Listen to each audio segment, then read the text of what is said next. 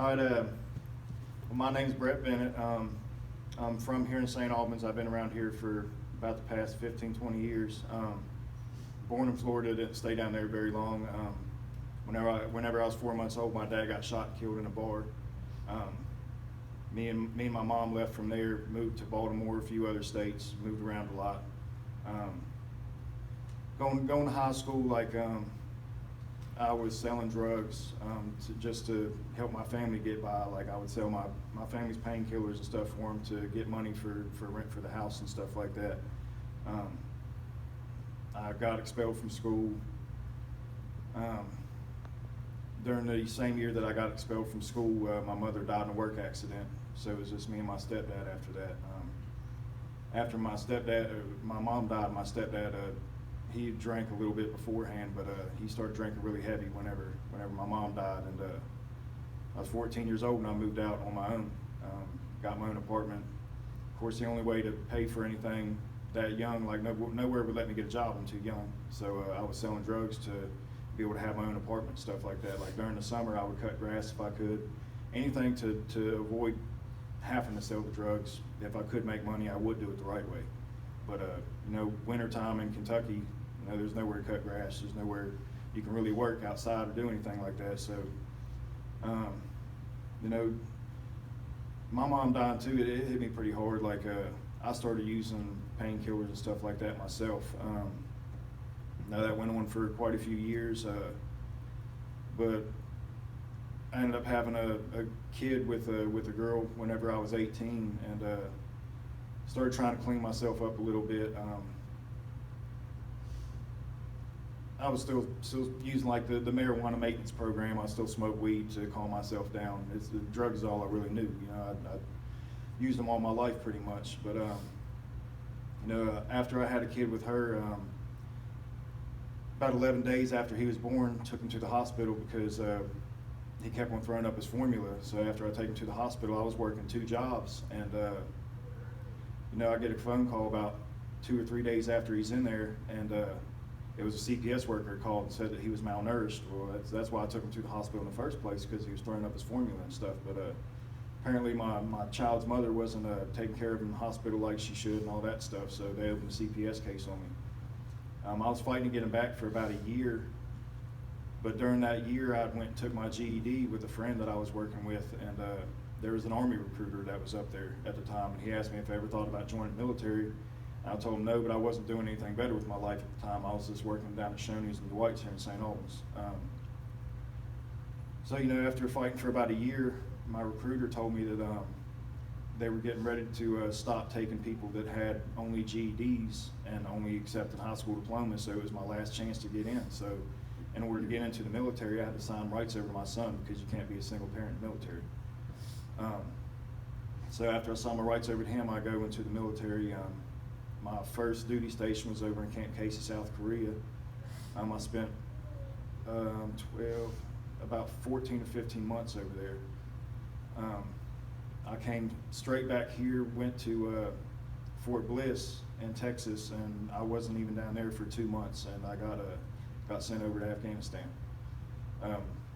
While I was over there, had to do some things that I'll never really want to have to explain to anybody, especially, I'm standing there and God's going to judge me one day. I don't know how I'm going to explain why I killed, 6 people.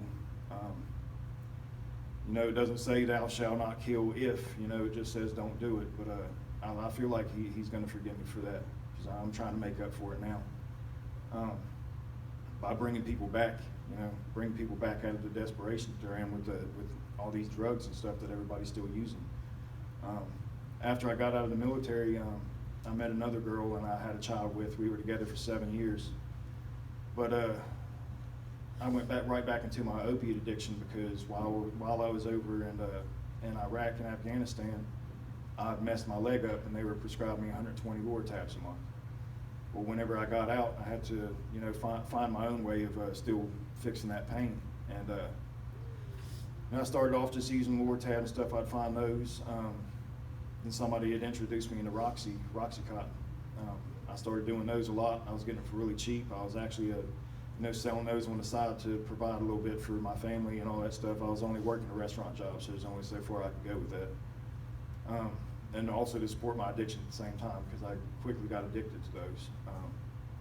Ended up finding out that heroin, was a lot cheaper than the Roxy's that I was spending all my money on. So I was getting heroin for cheaper. Started using that, and me and my mother's child were using heroin for about 4 or 5 years, and I went to jail a few times. I caught a felony charge here in St. Albans. Actually, Officer Gilbert, I'm sure probably a lot of you guys know him. Me and him actually talk every once in a while now. He supports what I'm doing. I support what he's doing. But he arrested me on my heroin charge back in 2015.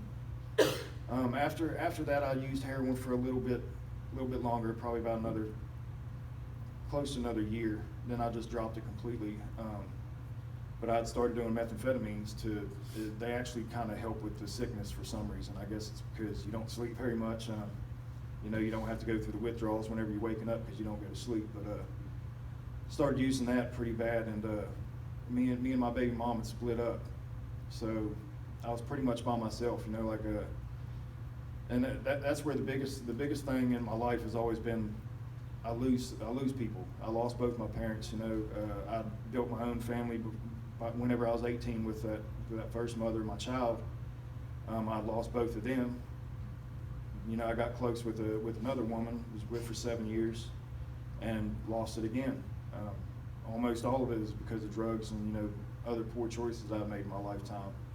But this last run that I had on methamphetamines was for about a year. I was homeless here in St. Albans. There's probably at least a couple of you that have seen me walking around. I was always walking around with my bag. That's all I did. I was working 2 jobs also. I was still working at Dwight's over last summer, and I was cutting trees in the morning. So right after I would cut trees in the morning, I would go straight into working at Dwight's in the evening, and that's really one of the main reasons I used the methamphetamines, because I had to stay awake to work, and then ended up becoming I would just use it all the time. I would go for 2 weeks without sleeping, but I would still be working the whole time. But every time you pass people on the street, or people would holler at you out their car windows, and that doesn't help the situation at all either. It just puts me down more. I already don't have anybody. I don't need people that I don't even know. Give me bad looks and saying obscenities to me and stuff. But I went to a program for a few months, but it wasn't for the right reason. I was just trying to give somebody else a little insight to stay clean. It wasn't for myself. This time it's actually for myself. And I spoke about this a little bit last night, speaking somewhere else. But and there was always one person that was driving around St. Albans that I knew, but he would always check on me every once in a while. And that gave me a little bit of encouragement. Seeing that he came from the same place that I came from, and he'd stay clean. And I don't know how he did it, but I had enough of being homeless and everything. He would always come and check and ask if I'm okay, ask if I needed something to eat, ask if I needed some help. I'm pretty stubborn. I never wanted any help from anybody. I've always had to make it on my own. I actually preferred it that way, But now knowing that the help that there is out there, man, and all the great people that I met in recovery, this man right here got me right up off the streets and took me into sober living, where I actually met a family that cares about me. That's really all it takes, man, for some people is, whenever you see these people out here walking around, they probably went through some pretty bad things in their lifetime. They don't need anybody talking down on them. Just ask them if they need help. That's where I work at right now is at Main and Meal in Charleston, where we feed the homeless population. Whenever I can, whenever I'm not busy in the kitchen, I'll go out and ask these people if they're having any problems with drugs, if they need any kind of help. I've got a few hits so far. There's at least 2 people that I know that came from there and got clean. Down at Christ Kitchen, I volunteer down there, and there's a lot of people that I know down there still because they're still in active addiction, and I know them from St. Albans because this is where I was whenever I was using drugs. So I get to talk to them every once in a while. I haven't got anybody from St. Albans yet, but they do say that, you know, I give them a little bit of hope, and that's all I want. You know, I want to give them, you know, the little bit of direction that they're going to need. They'll be ready when they're ready. You know, I wasn't ready for a long time. Like I enjoyed getting high too much. But once I lost everything and I was down and out for so long, I'd had enough. You know, and eventually everybody that's out here homeless and all that stuff, they will have enough of it eventually. And if you ask them at the right time, you know, if they need some kind of help, they'll probably end up turning around and come from where I come from. You know, there's people out there that have a story as bad as mine, if not worse. You know, these people just need somebody to care about. That's all they need. So that's what I was going to try to encourage you guys to, next time you see anybody walking around homeless, don't give them money or anything like that, but ask them if they need help with anything. That's all you need to do is ask them if they need help. If they say no, that's fine. If they say yes, you know, try to help them the best way you can.